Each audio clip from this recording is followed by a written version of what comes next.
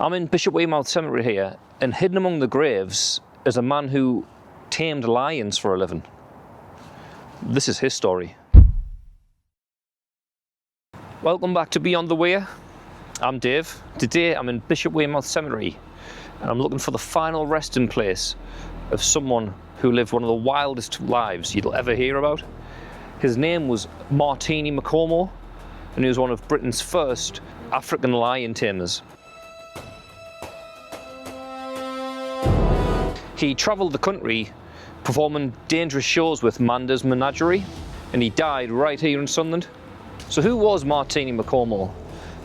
His early life was actually a bit of a mystery. Some records say he was born in Angola, others claim he was originally called Arthur Williams from the West Indies. One writer said he was a sailor from Liverpool.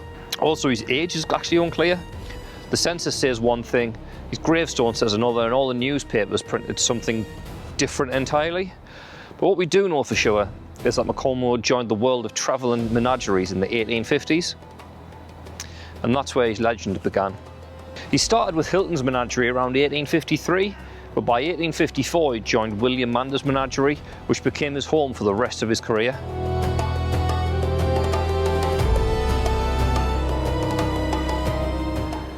Back then, Manders Show was one of the biggest touring attractions in the country. It had lions, tigers, elephants, camels and wild beasts that were all hauled around the country in wagons.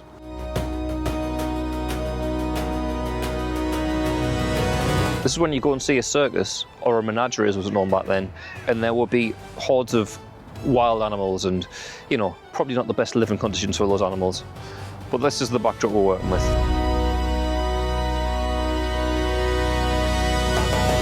Maccomo was famous for stepping into a cage filled with lions and tigers. He armed himself with a whip and a pistol loaded with blanks and sometimes brass knuckles hidden in his gloves. His act was incredibly dangerous, but the Victorians loved it. Newspapers described him as cool and calm and fearless, even when things went wrong. And things went wrong a lot.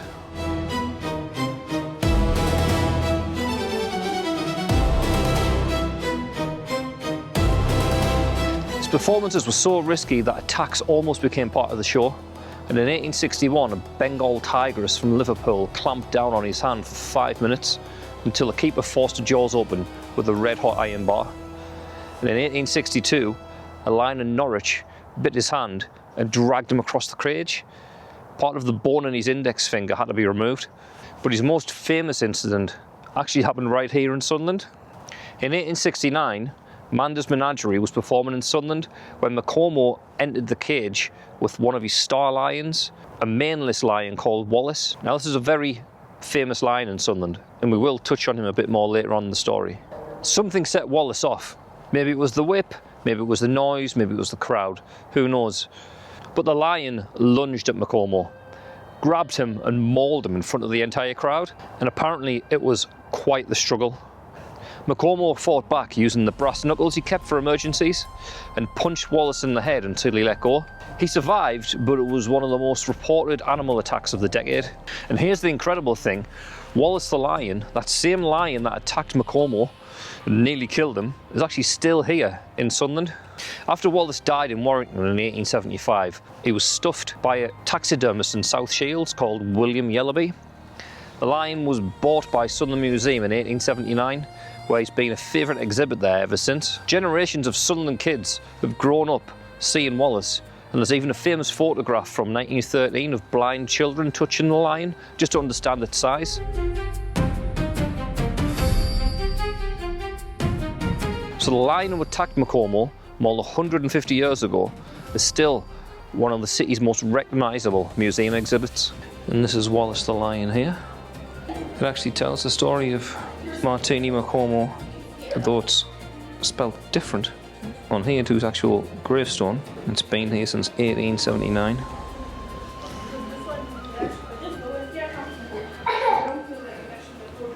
Two years after the attack, Maccomo returned to Sunderland with the menagerie. He checked into the Palatine Hotel, but he suddenly became ill and died on the 11th of January 1871. The cause of death was rheumatic fever. He was in his early to mid-30s.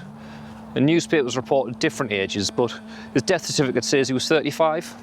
His gravestone, which we're about to see, says he was 32, and his obituary says he was 31. Either way, he died far too young and had a career absolutely dedicated to danger. And this is his grave here. For reasons unknown to us, he's actually buried amongst all the war graves in Bishopwearmouth Cemetery. But yeah, he just sits there, right at the front, in the middle, in amongst many of Sunderland's war heroes. The writing says, "Our days begin with trouble. Here our life is but a span, and cruel death is always near. So frail a thing is man." And then it also references that this stone was erected by Mr. William Manders. So from William Manders from Manders Menagerie actually paid for this himself. It's got written there, proprietor of the National Star Menagerie, as a tribute of the regard for an old and faithful servant. Sweet remembrance of the just small flourish when they sleep in the dust. Maccomo became one of the earliest famous black performers in Britain, and menageries across the country soon tried to copy his style. And then after he died, Manders replaced him almost immediately with another lion tamer. His name was Thomas McCart, and McCart was killed in the ring just a year later, which just shows how dangerous that job really was.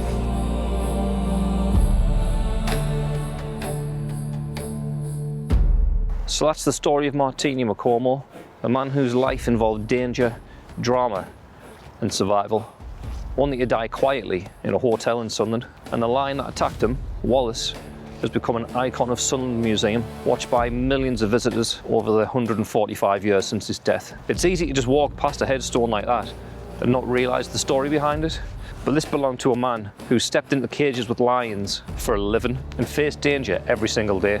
A man whose legacy still lives on in Sunderland. If you enjoyed this story and like learning more about Sunderland's past, present and future, then please subscribe. Till the next one, thanks for watching.